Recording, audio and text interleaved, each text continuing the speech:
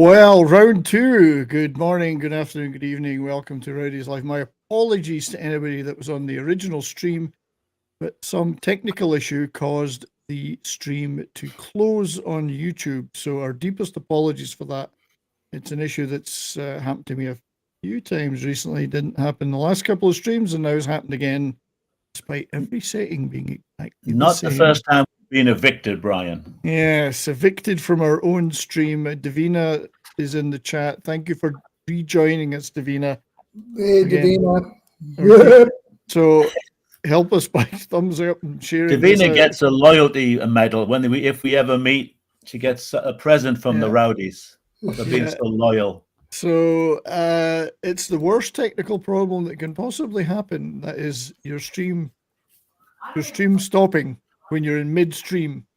That is the worst thing that could possibly happen to you. Right. Well, if it's any consolation, I'm looking at all my old diaries and I'm reading about when we first started getting like clever PAs, multi-cables and mixers and monitors. My God, it just seemed like every day we had something in the middle of the show. You just had to keep going.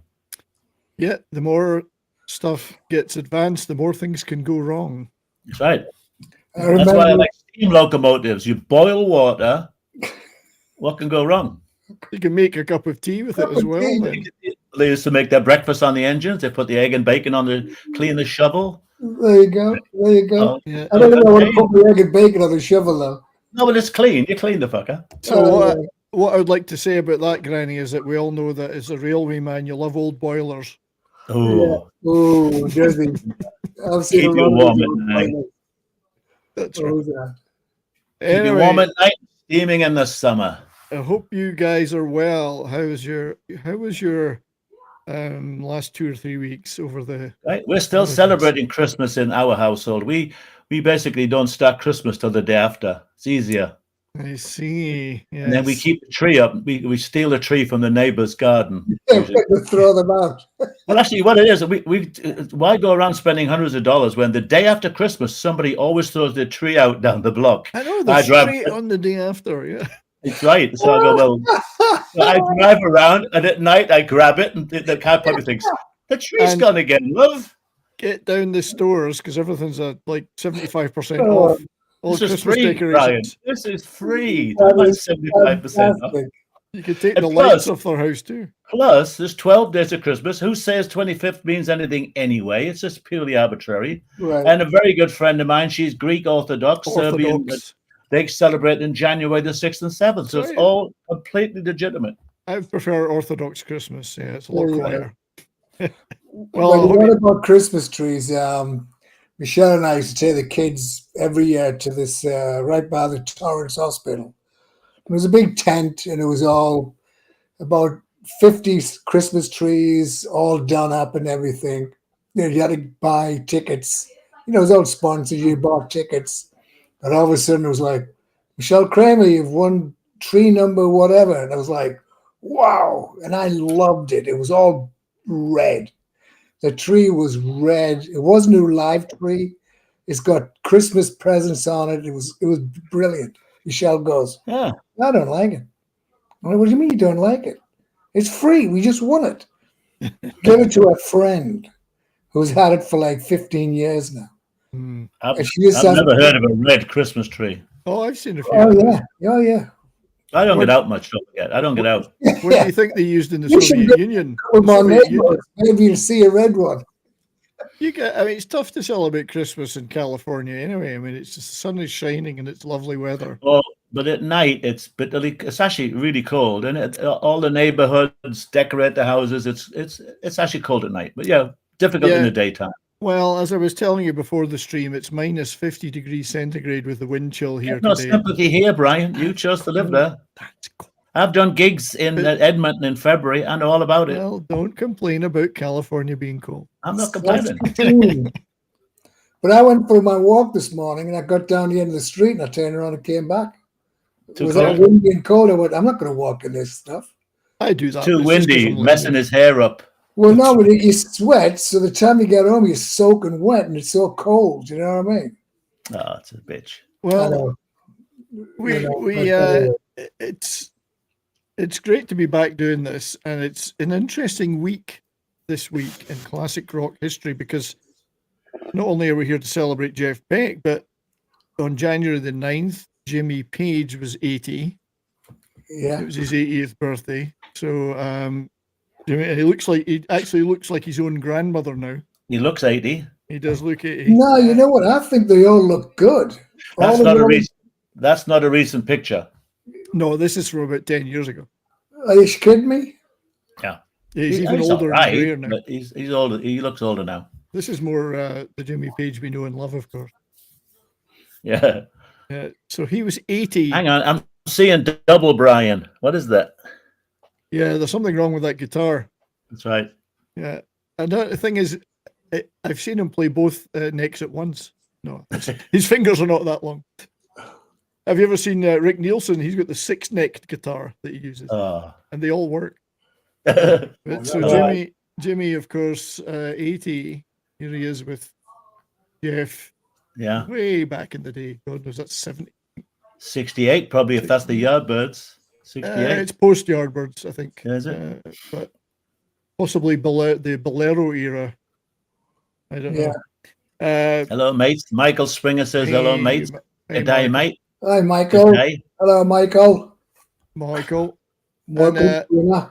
But of course, on January the 8th, Elvis would have been 89 years old. Wow. Wow. And David Bowie would have been 77. They were both born on January the 8th. Busy week. Which is incredible if you think about it. Mm. It's a busy week indeed. And you know that David Bowie claims that he wrote the song Golden Years for Elvis and offered it to Elvis. And they had some correspondence at the time. They were both on RCA and they were trying to work out if David Bowie could do a song for him. Elvis turned down Golden Years, according to David Bowie, but they still remained on good terms, even though they never really ever met in person. There was a lot of correspondence between them. I wonder if Elvis ever got to actually hear it. You know, Colonel Parker might have handled it all. Yeah, who knows? But what a fascinating combination that would have been. That would rival David Bowie and Bing Crosby, wouldn't it? Bing Crosby. Yeah. Big old Bing. Yeah, so it's a hell of a week in rock history. But of course, in January the 10th last year, we sadly lost Jeff Beck. And I don't mean he just wandered off and we never found him again. Unfortunately, the poor chap at the age of 78 passed away, and he never looked his age. I mean, I know this is an earlier picture, but when you see him just before his death on stage, Johnny Depp and whatever, didn't look 78. Yeah, he was heavily into the hair dye in the last few years, but I mean, whatever. Well, I'd love to be. He still had vitality, and that brain. I've been since he died. I've been really revisiting a lot of his stuff, and I bought a book on 20 years ago. I had no idea just how many projects and invitations he got to be on other people's records. I mean, it's unbelievable. Tina Turner, Steel Claw. Have you ever heard it? Oh God, yeah. I see. I'm always reading train books, so I miss out. Amazing. Played on dozens of things. Yeah.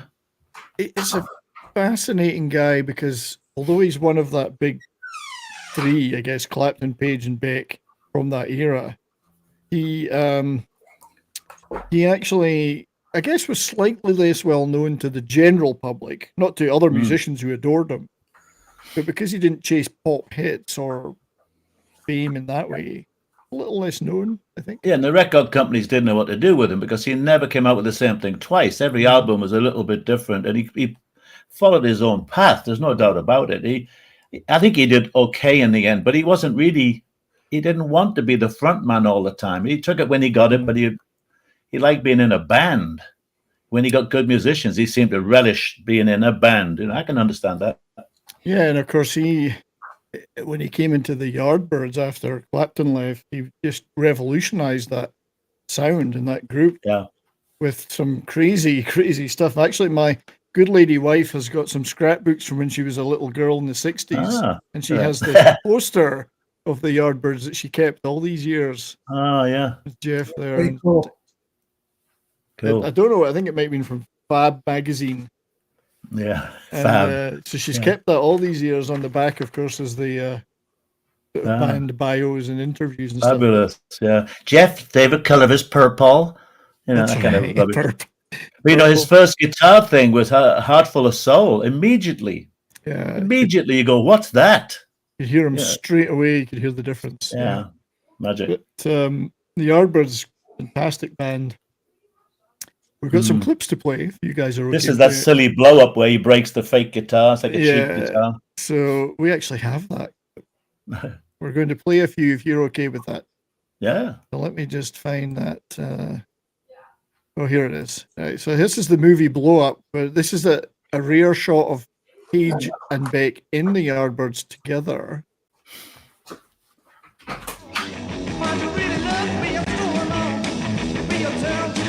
David Hemmings.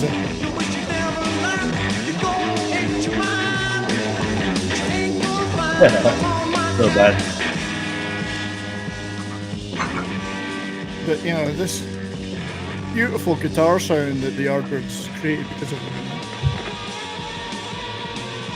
the guitar. Yeah. And the roadie, I love this because the roadie comes on. Who is that roadie? Well, we'll see him in a second. But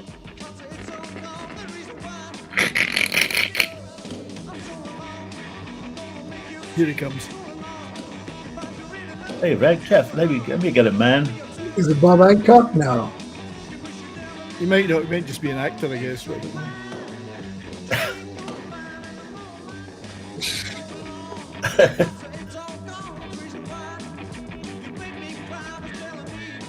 yeah, no, he gives this to the roadie and says, "Fix that." Now, fix that. Yeah. I read in this book the producer wanted him to smash his own guitar. You can imagine. Do us a favor. Yeah, right. Yeah, it cost me apparently. Hundreds. Yeah, that was a set that they made to look like the Ricky Tick Club, which was just outside London, which was before my time. But apparently that was a set to make them feel at home. So the Ricky Tick Club I've heard of, but I guess was that still going by the time you guys went down to London? It might have been on its last legs. Just about went. I think it was out in Windsor. Wasn't our neck of the woods, too posh. That was too far away. Out by the Queen, okay. We were more like Hammersmith lads, too posh for us. But yeah, Yardbirds, hugely influential band, if not the most commercially successful British band in the 60s. Huge influence, just incredible. And a large part of that is Jeff Beck. I know Jimmy Page played a part in it later, but Beck was really the guy. And I guess, again, though, the Yardbirds were on the last legs in 68, so you guys might not have... you saw them in Hartlepool, didn't you? Stockton. Yeah, I got Stockton. I took pictures of them. Very, very grainy, no telephoto lens. But yeah, I was there. December the 18th, 1965, Stockton, ABC. That's the train spotter. That's the train spotter for you. We do have those pictures somewhere. Take the train to Stockton. Yeah, me and Smiler went. Yeah. Yeah, there we go. Ricky Tick was an influential... She's our researcher, Davina. She's hired. Yeah. Yeah, Windsor. I was right. Yeah. Yeah, I guess too posh. Too posh for royalty used to go there all the time. Yeah.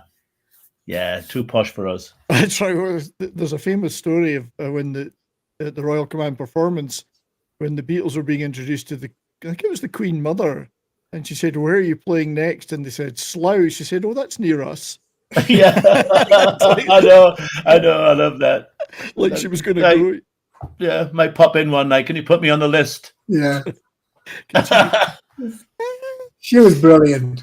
She liked the gin and tonic. And horse racing. She's probably all right. Oh yeah, that's why I loved it. You know her roots, Wilkie. You may not know this. This is the resident historian here. Her family was from Barnard Castle area.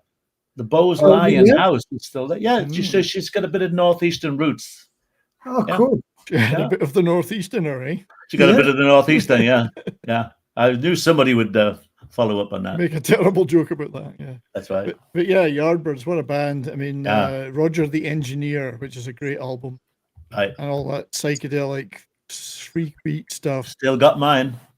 Yeah, All I've got a stretched. copy in vinyl. It's not the original pressing, but I have got one. But the recording was always a little disappointing. I was never a tech head, but you're like, oh, you wish it could be a bit meatier. If they could have had the production recording that it was later, it would have been even better. Yeah, I think it was Giorgio Gamelski was producing it at that time. Yeah. Who was actually managing him back then? Giorgio Gamelski. Oh, was he? Yeah. I never met him. Not sure how great a producer he was, really. I mean, obviously not that good, but because they really missed. I mean, not to cut you off. I mean, they really missed out. From the Who, the Stones, the Beatles, obviously. I mean, they were just that heavy rock and roll band. It was just really excellent in what they were doing back in the day. They didn't have a pop image. I mean, they would always look a bit like a college type of band. Garage rock. They were too early. They were ahead of their time. Yeah, they didn't. Totally. They didn't pop themselves up in look or sound. They were definitely a rock band right back from the start. Here's a little clip of.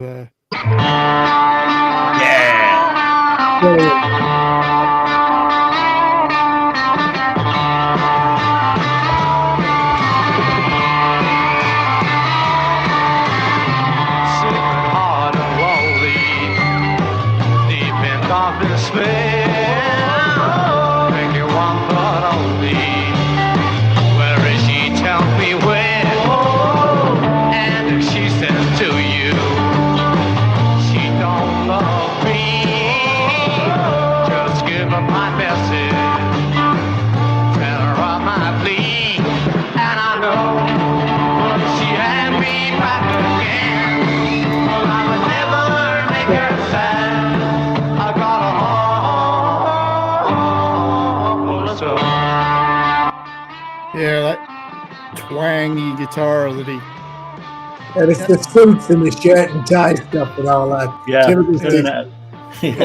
He's smiling away there.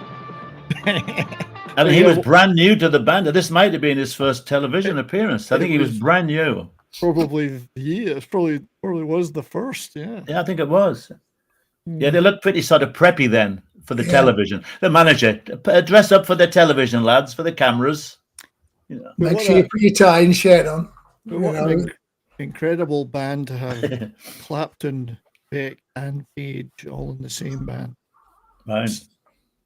Yeah, and that was the era. I mean, John Mayall had the Blues Breakers, same sort of thing, brought people out of nowhere, launched them on careers. That was a fantastic era, no question about it. Oh God, yeah. I mean, it's exciting stuff, and I mean, for you to have seen them live, it's phenomenal. Well, it was a package tour, the classic old-fashioned package tour, and they come on, probably did 2 or 3 songs. Everybody shared the same equipment, but there were some interesting other bands on. Manfred Mann, the Mark Lehman 5, Jack Bruce was the bass player from Cream, and the Mike and Paul and Barry Ryan, twins, looked like a pair of dolls. But everybody shared the same equipment. They all probably traveled around on a couple of buses. It was I'm just incredible. looking for these. Here it is. So this is the picture you took. Yeah. You got to bear in mind, this is a cheap 35mm camera taken from the balcony. No telephoto lens. And I've managed to scan it and get a bit of detail. I mean, you can recognize Ralph and Beck easily. Yeah, absolutely. It's a great look at the lighting rigs. It's all scaffolding off a building site. It's just, but it was an attempt to move it away from just a standard standing there doing nothing. It was an attempt to put on a presentation, It makes them look quite moody with, it's darker in the background, but the spots highlighting the band. Yeah. Nice. Yeah. I've got other pictures. I mean, it's a little slice of history right there. Yeah. This is the press stuff for the gig at the Stockton. It's right in the corner. Manfred Mann Yardbird show. That's right. I think it was something to do with the marquee. It was depending. I think that was the first night of the tour. Go up north and do a warm-up gig. That's what they used to always do. And it was the marquee tour, the marquee show. But Charlie and Inez Fox didn't make it. No. Yeah. It's interesting. Jack Bruce was there because he didn't stay with Manfred Mann for long. No. I think Manfred Mann and the rest of the band said we're quite embarrassed about this because we've got Jack Bruce playing on things like Pretty Flamingo, and he's really... Well, I think on this gig he was playing with the Mark Lehman 5. He wasn't even in Manfred Mann. All right. Unless he doubled up. Maybe he did. I mean, look at that. Yeah, first gig, Stockton, first gig. 2 shows a night. Yeah. Yeah. But Paul and Barry Ryan did not appear at Slough, according to the box, so the Queen didn't get to see them. Oh, never mind. Oh, there you go. Barry Ryan, Eloise, great record. It was a whole thing. It was you were either doing the ABCs or the Butlins. Yeah, and that's what everybody was doing back in the day. Yeah, but then it's really funny because the old days of putting a 6-inch nail through a drum kit to hold them down. And I was reading it on Facebook the other day. Rocky, yeah, and he was like, "Yeah, got the 6-inch nail," and they weren't happy on the, it was exactly one of the ABCs, Yeah. And I did the same thing at the Redcar Jazz Club with the Average White Band. The guy was like, "Look at my beautiful floor. I just had it all done for you." Boom, boom, boom. What are you fucking doing? So you see, now you'd put the 6-inch nail through the drummer. Yeah, right. Through the back of his seat. Yeah, I did the same thing. I nailed down a drum kit for somebody, and then when I went to pull the nails out, they took all the parquet flooring up, and it wasn't very popular. So Michael's asking if anyone's run into Bernie Boyle lately. Bernie Boyle. Bernie Boyle. Give us a clue. Bernie Boyle is one of the tour managers, isn't he? Was he? Bernie Boyle. I can't remember what I know from. Well. Michael Springer, by the way, is a very big production tour manager. Oh, yeah. Yeah. Hi, Michael. Michael's going to have to join us on here. Yeah. Yeah. I keep forgetting. I've been busy doing this English stuff. Dave Hickey said, yes, he would like to do a show with you, Brian. And also Michael Springer. That would be very nice. Yes. Yeah. So I'll set that up. I'll get the emails and numbers for you. Because as everybody knows, we're going to England in March, and we're going to be, Granny and I are going to do something on Sunday at the Cat and Fiddle. So that would be good, yeah. Yeah. Going to start the ball rolling. Talking about our watering holes of the Speakeasy, Marquee, Dingwalls, and then in America, was basically the Cat and Fiddle. I don't know if there's a lot of water being drunk. Ashley's in New York. Yeah, we have all string of New York. Yeah, I mean, there's a lot of water getting thrown on us to get us out of the place. to revive you. Yeah. We can publish that later. Let's get back to the Yardbirds. Well, actually, the after the Yardbirds, this was a great. Jeff walked out on them, but he formed the Jeff Beck group. So, and if you think about it, in a parallel universe, these are the guys that would have been as big as Led Zeppelin. Mm-hmm. I mean, with Beck's Bolero, which had Page and John Paul Jones on it, and he was ahead of his time trying to make that heavy blues rock sound. And was it Truth and Beckola? Just killer albums, seem to this day. Very heavy, very bluesy. Mm-hmm. Rod, the young Rod Stewart. Finished right in there. Perfect. He was brilliant. I think that was the first time I really heard Rod sing, and I'm going, wow. I mean, he was really a rock and roller. Still is, obviously, but oh yeah, he started, for me, that's where he really started. I mean, Pagey was at some of the sessions and stuff, and he, no question, he lifted some of the blues licks that Jeff had updated, and I think so. Behind the scenes, Jeff wasn't too pleased because he definitely stole Beck's thunder. But in the end, I think Beck was happy in the position he had. He's glad he didn't go the way Led Zeppelin did, from what I've read. He had more of a jazz edge to him, and he wanted to explore the jazz stuff. And that would never have happened in a Led Zeppelin. The way he carved out a career, from what I understand, is he was in control of everything to a certain extent. Yeah. He couldn't have done that if he was in such a format like Led Zeppelin. Although Jimmy Page was really clever, but I think they were stuck in that mold. They didn't last as long as he did either. I think it's fair to say that Beck probably invented, as you say, the sound that Led Zeppelin then took on. Of course, he moved on from that. But yeah, we actually have a little footage of the Jeff Beck group too. So this is one of my favorite clips, if I can find it. Here it is. You'll like this.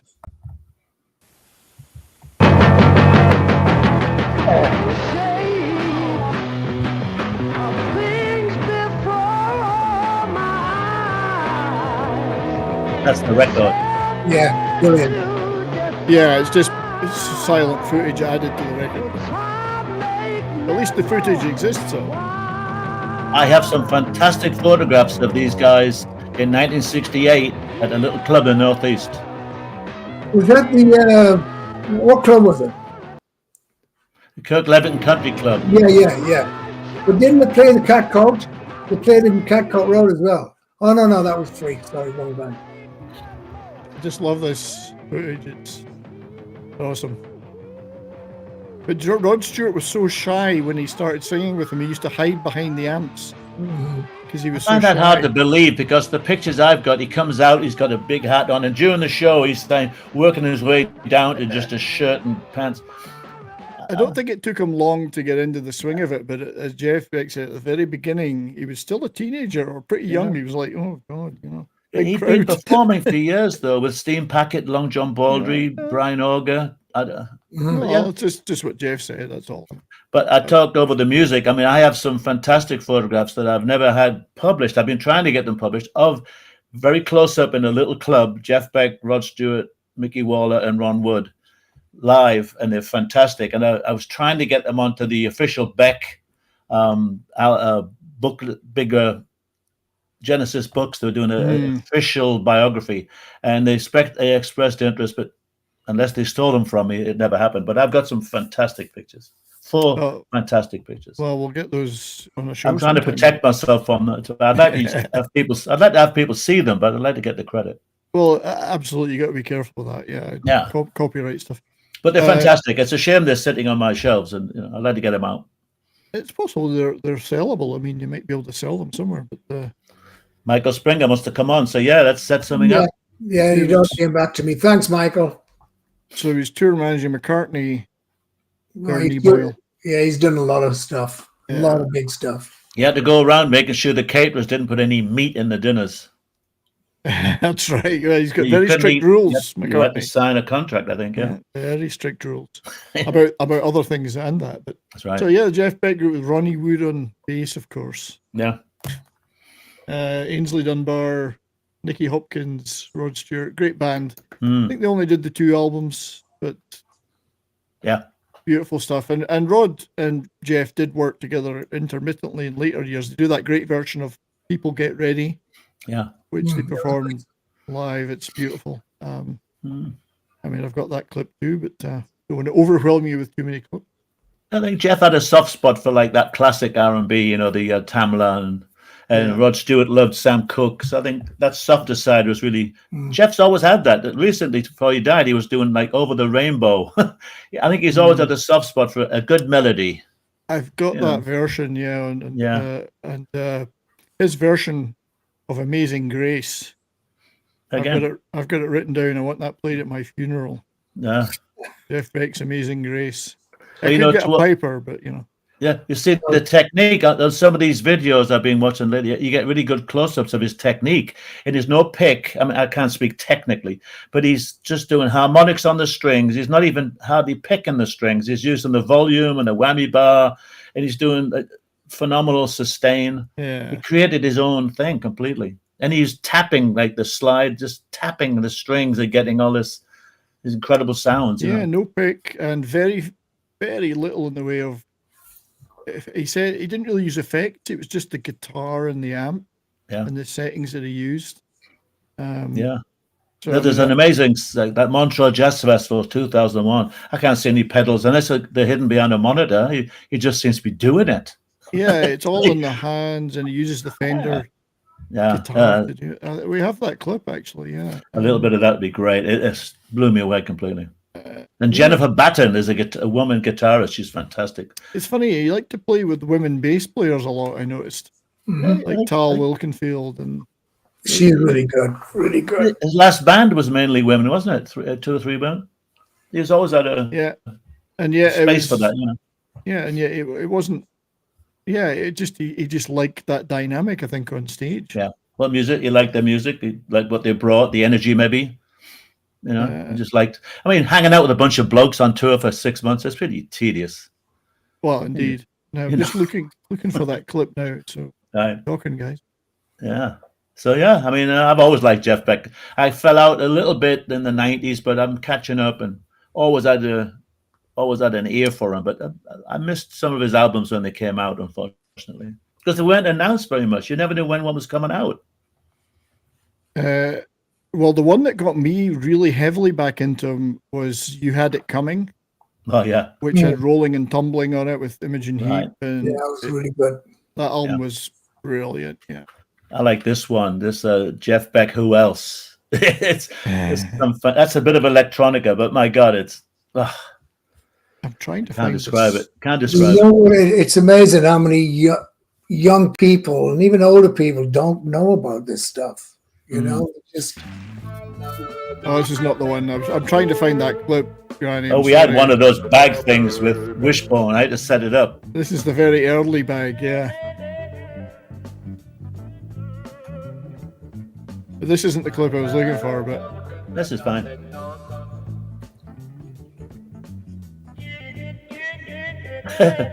Because he wasn't a very good singer, so. Look, he's like threw it away.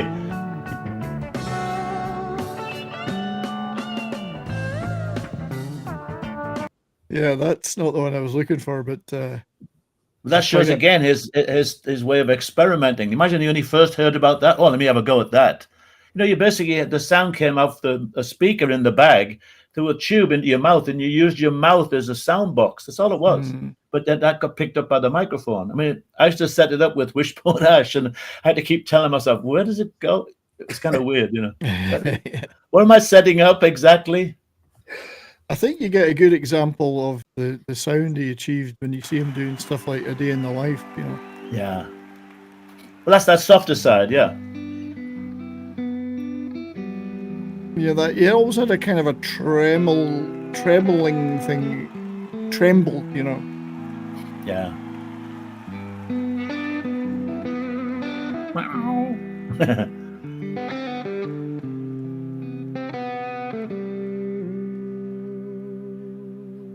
And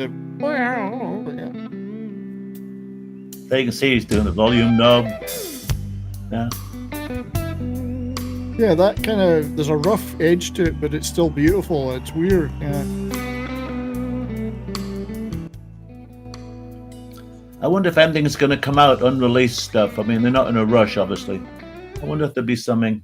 Well, I've actually got an album that was never released. A friend of mine called Claude, who once worked with him, a guy I knew way back in Scotland, who gave me an Apple. He worked with the Beatles. He had an Apple catalogue and everything. He gave it to me as a present. He had an entire unreleased Jeff Beck album that he gave me a copy of. So I'm going to have to dig that out. Was he a roadie? Was he a roadie, by the way? I used to know a roadie called Claude worked with Yes. Well, I don't know about that. I know that he certainly did a lot of production work. And I'm struggling to remember his surname now. But he was a friend of a friend, and we kind of got chatting one day, and he said, oh, I've got this, because he knew I was big into the Beatles, and he brought, for my 40th birthday, he gave me this actual original Apple Records catalogue, sealed and everything. And then he said, oh, you like Jeff Beck? I've got this album here, and he gave me a cassette copy of it that had never been released. Wow. From like 74 or something, you know. So I bet there's a ton of stuff in the can. There'll be collectors out there would love that, you know, completists. Yeah. But yeah, he's with the. I mean, it's also, you know, who's looking after his stuff now that he's gone? Who's in the I think his guitar and his amps and his cars. What happens to all of them? Yeah. Yeah. So he also did a stint in Beck, Bogart, and the Peace, who were much heavier, of course. Yeah. We saw them. Very heavy outfit. Brilliant stuff. I guess you guys, this is the era you guys were working in. So yeah. I was on the road, but we all went in our Ellis Mercedes truck to this gig down at Mile End, the one that we went to. Yeah. They were still calling it the Jeff Beck group. He was still sort of, I guess whoever was promoting him was saying, oh, you got to get your name on it. Nobody will know who BBA is. Yeah. So the ticket stub, I think I sent you, has the Jeff Beck group on it. But it was Beck, Bogart, and a piece. Well, they had stuff like this. Crystal Palace Bowl. Yeah. Right. That might have been after. Yeah. I think we saw them. Well, that's September. We saw them in early October. So people were playing with it, obviously. Yeah. It's Tony Joe White. Yeah, it's amazing how many people were on this set. It was James Taylor. I mean, A bit of a weird mix. Weird mix. I mean, they all had weird mixes in the 60s, 70s. It was some of them you were like, why they put this band on with us? You know, or why? Weird, yeah. Well, record labels, I guess. Yeah. But look at that Tony Joe White and blue and the section. I mean, I don't know them, but they got the same size type as everybody else. Beck's got the smallest. Tony Joe White, I remember.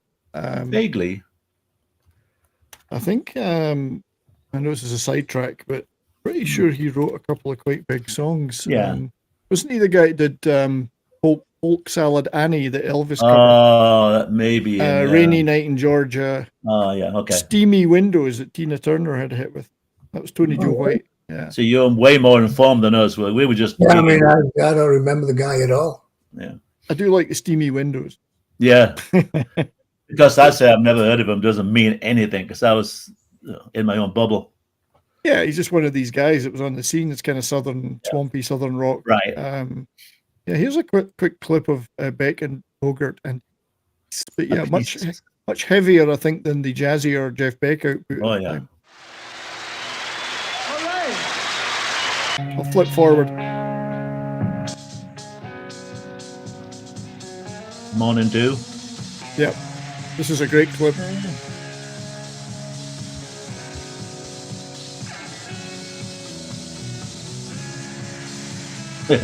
He actually used the gong. As I said, he actually hit his gong.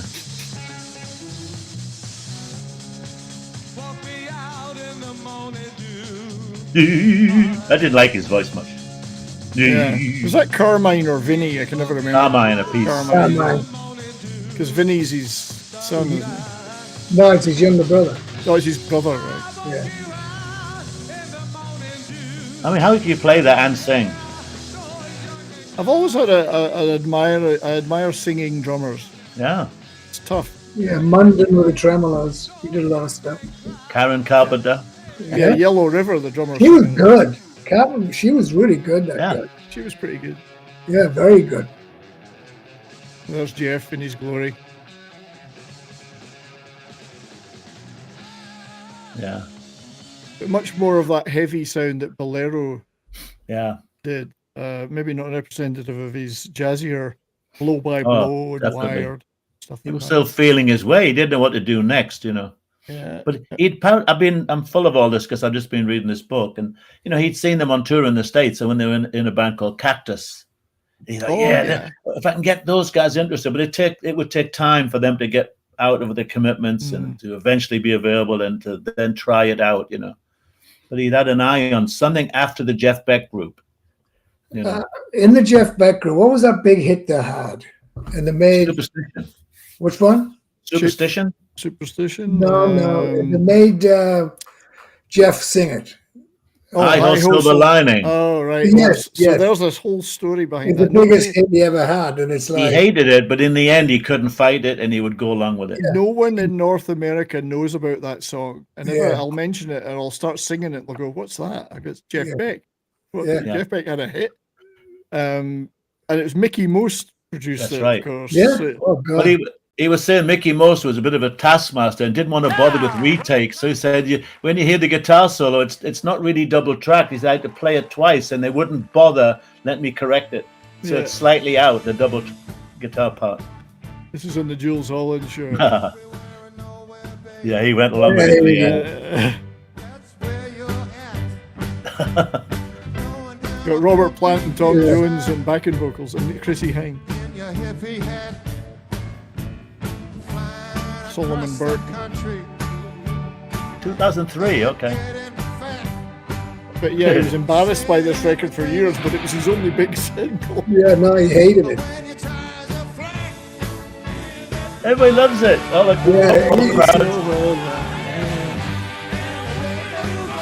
and no one in North America. Look, he's in the back now. He's hiding. Yeah. Let's see if we can find the solo. Yeah, what was his 2003 solo? Still sounds the same. Oh, good, yeah. There's that wah wah wah wah sound. Yeah.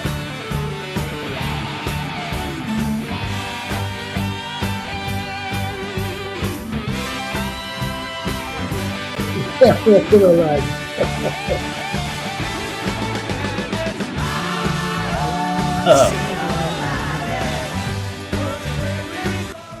great stuff. That probably paid for his house. But I yeah, think a little bit more than that. I mean, it was just the timing and everything Yeah. about that song. It was, top of the pops era, all of it, Yep. the old grey whistle test, Yeah. It's sort of good that he came to terms with it in the end, because it was driving him Guilty, crazy. He hated it. But in the end, yeah, hail to D. Bud Barton, who mods all my shows. yeah. Great guy. And yeah, that nobody knows. I mean, even my good lady wife, who's an Anglophile from Canada, had never heard that song. She knew she had Beckola and Truth, Yeah. but she didn't know that. She was like, I don't know that You know, song. another good song he did in the same way with Tallyman. Yeah, that was good. Fantastic. Great sound on that. Yeah, I thought you heard that sound that he had there. It's that kind of a wah wah wah. But it's weird. It's almost twisted. Well, it's like a wah-wah pedal without the wah-wah pedal. Yeah, It's that's amazing. it. And the fuzz box and everything's thrown into one, yeah. Yeah. But when he's playing a Gibson, it's a different package to me. Yeah. When he's on the Fender, the Strat, it's Jeff. You know what I mean? It's really comes out more. That's very much the Strat sound. You're right. And then when Yes, you saw it's him, definitely the Strat sound. He just got it in there. you saw But him. it's his guitar. It's him. It's like the Strat was built for him. It took Fender years to get him to have a Jeff Beck signature model. He was very resistant to it. In the end, I think they did. Yeah. Yeah, great guy. So, what a player. I miss him. I miss him already. It's like horrible. I know, and I'd seen him quite a few times in the last 25, 30 years. 25 years. I'd seen him maybe 4 or 5 times at least. Yeah. Always brilliant, and it was so sad, Yeah. Like I thought. I mean, I was a brain of maggot or something, a bacterial meningitis. What kind of where's that to go? I was at the Fillmore in sometime 10 at 10. I think he's got a train on the picture, so it must have been a good gig. In the 70s, and when we were living in New York, he used to come down the Bottom Line a lot. The Bottom Line was the club to be gone to back in the, Yeah. He wouldn't let me buy him a pint, though. He was a bit peed off. He actually walked out when he saw me. Yeah, you're telling me about that. He was like, "Oh, not you." No, it was, the reason it's rock and roll rowdies because we were out of control. We were a bit louder than normal roadies back in the day. And I know it was Manhattan Transfer were playing, and I was helping out in the gig, and I wasn't doing the old grip. But I wasn't as noisy. And he walked in and saw me, and he just went, I can't deal with you tonight. And just did a U-turn and walked out of the club, and I'm shouting, Jeff, let me buy you a pint. And he's like, no, see you later. Get out of here. It was everything he didn't want. I mean, we used to torment him in London. It was actually our way of saying we like you, but we came off probably aggressive. Probably came across. I used to carry a train book around with me, and I'd say, Jeff, and he would just like find a way to get out. The ship was a tiny little pub, and once you were in, you were in. So, hey, Jeff, I bet you could call out a number of this train book, and I'll know the name. They don't, and he's just looking at me like, what? And then we'd let him get out. Sidling off like this. Yeah, instead of we didn't go up and say, "Can I get your autograph, man? I love you." We were like trying to be his buddy in a clumsy way. So this is what you were mentioning, Wilco, the fact it was still billed as the Jeff Beck group. This is at the Circus Corona. There was a 72. October the 72. Yeah, it's about the same time as the ticket I sent. Yeah, the promoters wanted to cash in on his name. Yeah. The new Jeff Beck group. Well, it was his name. It was him. Yeah. Carmine Pace, okay, whatever. Great drummer, obviously, and Bogart. It was his name. That's what sells tickets. D-Bud's talking about the Manhattan Transfer. Didn't you work with him, Wilco? Well, I did a couple of shows because we're on Atlantic Records and stuff. Just in New York. Yeah.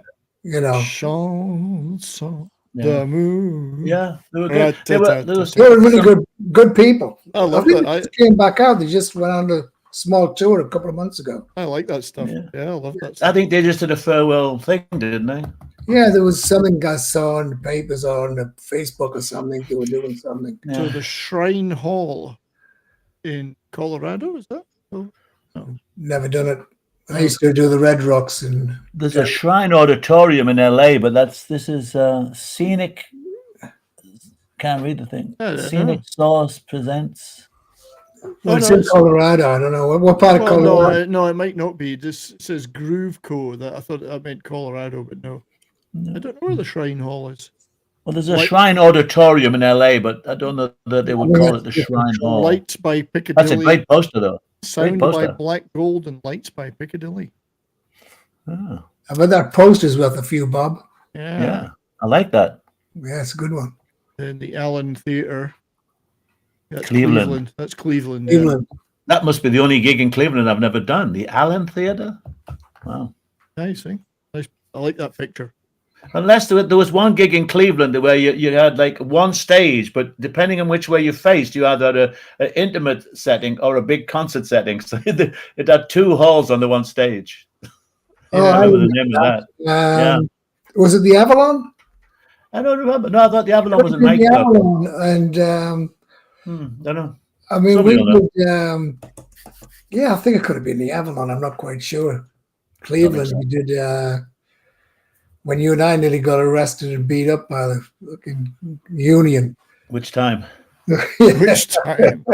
You'll have to make sure you set up facing the right way. Imagine if you set it up in the wrong hall. That'd be good. There's another interesting Yeah, one. look at that, James Gang. North Carolina, been there. Greensboro. Yeah. Love it. The James Gang. Yeah. Yeah, Big Brother. Well, Dennis that's before Joplin. my time. Before my time. Yeah. The Alexandra Roller Rink Arena in Ooh. Virginia. Alex, Virginia, just outside of DC, I think. Alexandria, yeah. This was the tour he did at Stevie Ray Vaughan, which You know- I wish I'd seen. You know something? I was on tour with an English band, a Welsh band called Underworld, and we were the opening act for the Eurythmics about 88, 89. And the night we went to see Jeff Beck at the Sky Dome, I think, in Toronto. And I remember seeing the show, but I didn't know that Stevie Ray Vaughan was coming on next and they were going to play together. I might have had to leave because of the band. We went with the band and the record company. Maybe we had to leave, but I don't Maybe. Yeah. I didn't know. This is. I wish I'd seen that tour. I never saw Stevie Ray Vaughan and never had the chance. But that's at Right. Fair Park Coliseum. I've been to a lot of gigs there. All right. It's in, I remember that gig very well. I mean, it was like Jeff Beck, classic 80s. The only thing I hate to be critical, but like I was never a big fan of the keyboard side of it. Even though he was probably an amazing arranger, I always found the keyboards seemed to date things more. I agree. I think some of that was a little bit noodly for my liking. I like the guitar. Drummer I loved. The keyboards I was kind of that. If anything, it made me a bit like. But you have to isolate Jeff when you listen to it. Yeah, there's another good one. The Kinetic Playground, wherever that is. Right, Electric Theatre. Chicago, I think. Oh, With Terry Reid. yeah, special Clark guest. Avenue. Yeah, Terry Terry Reid. Terry was brilliant. Terry was one of the first when I first started roadieing, the first real music like real performer I came into contact with was Terry Reid. He had a 3-piece band, fantastic, and we played a little gig called the Oakleaf above the pub in Middlesbrough, and we were the opening act, and he remembered Nice. the band years later. He said, "I remember that band was pretty loud." So I used to see him in LA all the time. Mm. And he said, "You're from Hartlepool?" I go, "Yeah." He goes, "I remember you lot from Yeah, he that turned up. rowdy In a, band." he turned up in a lot of stuff. Terry Reid. Yeah, he was great. So He's this still is- going. He's still apparently Oh, he's still still going. going. I think he's still living down in Orange County somewhere. Yeah. I'm not sure. He goes He- back to he- England regularly. He's well respected. He goes back to England Yeah. regularly. Does good concerts. Yeah. The quickie. We mentioned rolling and tumbling, so let's. No.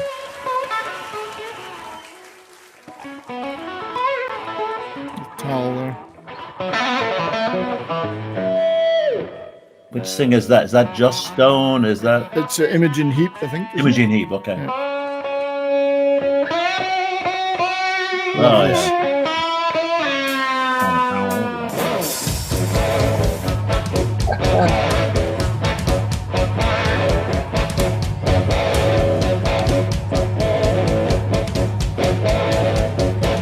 yeah. Yeah.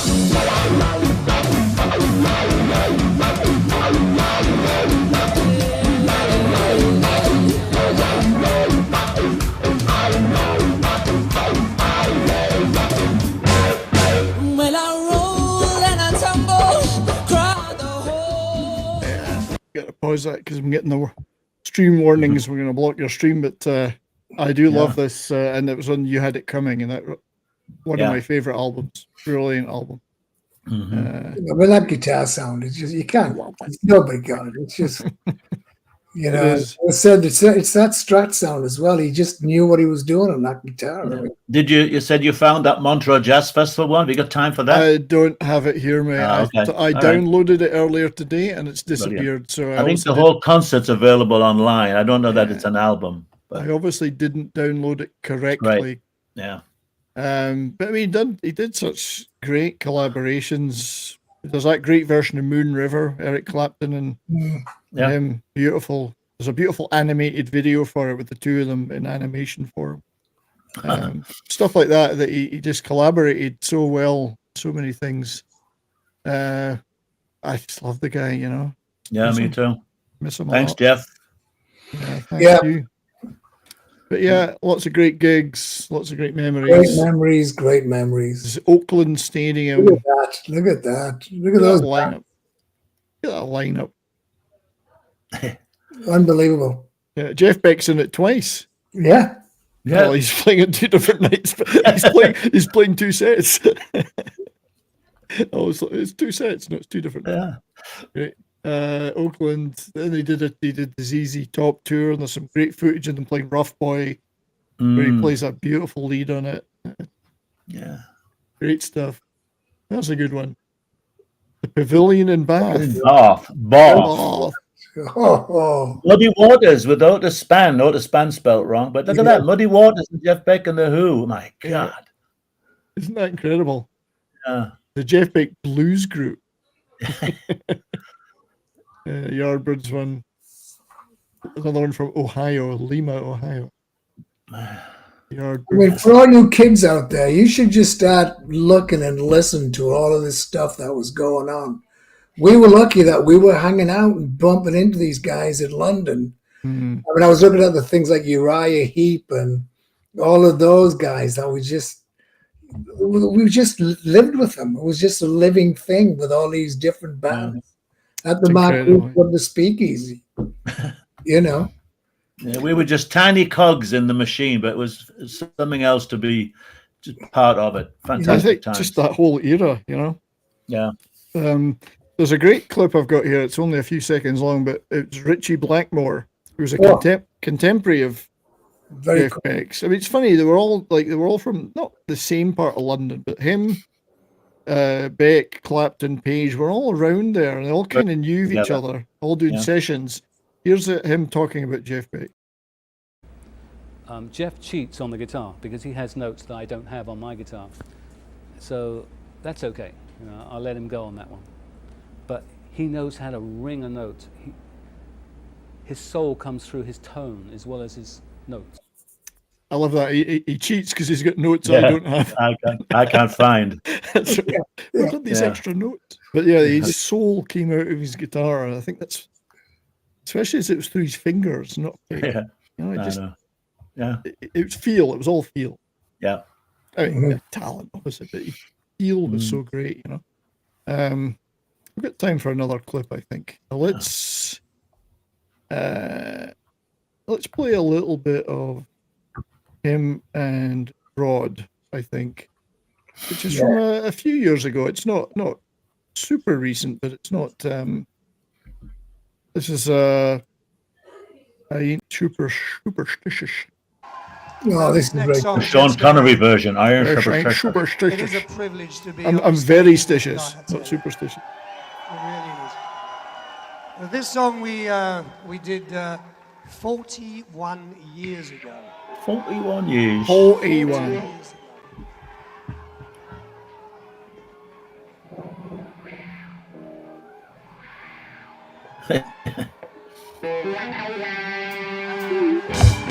Yeah.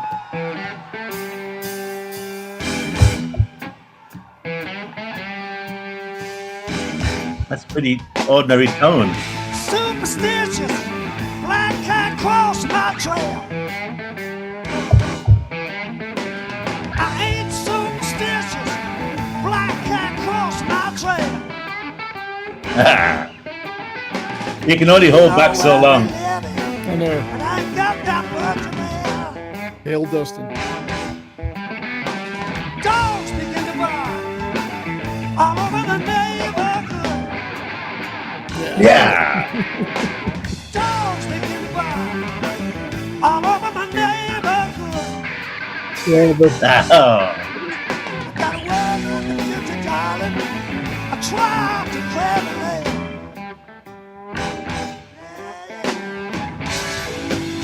Here he goes.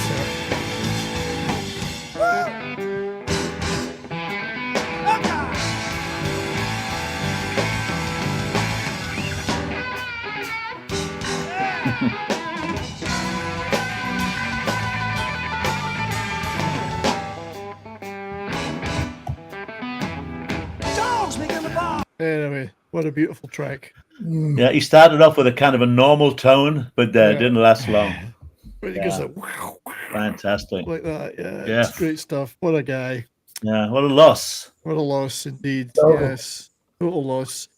But you know, the albums are still out there. Mhm. The Beck group ones, Beckola, and there's Holes and Beck's Bolero, the song that invented Led Zeppelin That's without right. being Led Zeppelin. Yeah. Blow by Blow, when he was in his jazz, starting to get to the jazzier phase. Oh, I thought that was all about drugs. No? Well, Blow Job by no, sorry. uh, This is a good yeah. album. Guitar Yeah. Shop was when he was starting to get commercial success again in the 80s. I think this might even be the one that's got the he had a hit on MTV with all the different people auditioning for the track to sing. One of them was Donny Osmond. And, Oh, that was Yeah. Flash. That was the album was that Flash. Flash? Okay, Yeah. yeah, Flash. Yardbirds, Roger the Yeah, I've still Engineer. got that one. Truth. Yeah, that's the it. That's classic. the album. That's the album. Right. there. Brilliant album. Wired. No, great. All good And then stuff. this one is my personal favorite. You had it coming. Mm. He loved his cars as well. He loved cars. You know, the number of times he almost lost fingers working on those cars yeah. and kitchen accidents and stuff. It's unbelievable. I know, and then he is a guitar player, and he's taking engines apart. Yeah, he got his fingers trapped between a cylinder block and a jack or something. Almost lost his finger. His record company manager are going, He had to insure his fingers. That's what, like Tina Turner's legs. yeah. The wonderful Jeff Beck. Yeah. Thank you, great Jeff. Thank you. Come Yeah. back. Peace, Mel, mate. Next time, have a pint with me. Come back. Yeah. Yeah. We all need you. All is forgiven. Well, not by Jeff, maybe, but yeah. Yeah. But, yeah, we need him. We need him. But thanks, guys, for sharing your memories of that era and hanging out or trying to hang out with him. Yeah. Yeah. Well, we did have a lot of pints in Marquee. A lot in the Marquee and the Speak.